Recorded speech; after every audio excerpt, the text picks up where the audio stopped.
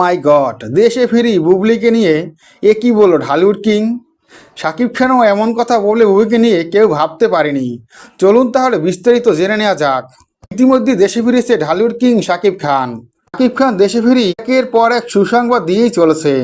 শাকিব খানের প্রিন্স মুভির নায়িকাকে দুজন কি বেশ হাসি খুশি দেখা গেছে। শাকিব খান মিডিয়ার সামনে বলছে ঈদে মুক্তি পেতে যাচ্ছে আমার প্রিন্স মুভিটি। ইতিমধ্যে প্রিন্স মুভির একটি ট্রেলার সামাজিক যোগাযোগ মাধ্যমে আপলোড করা হয়েছে। এই ট্রেলারটি দেখে সবাই প্রশংসায় ভাসাচ্ছে। তাই আমি চেয়েছিলাম যতই কষ্ট করি না কেন সবাই একটু ভালোবাসুক, সবাই একটু ছবিটাকে সাপোর্ট করুক, এটাই তো চাওয়ার, আর কিছুই নয়। এটি একটি অ্যাকশন ঘরোয়া সিনেমা হতে যাচ্ছে।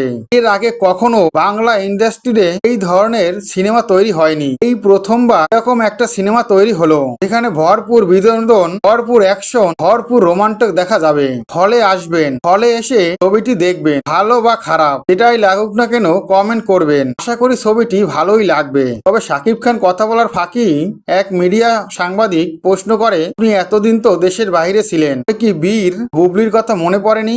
শাকিব খান হেসে উঠল। হেসে হেসে সাংবাদিক দিয়ে বলল, বীরের কথা আমার খুবই মনে পড়েছে। বীরের সাথে আমি সময় পেলেই ভিডিও কলে কথা বলতাম।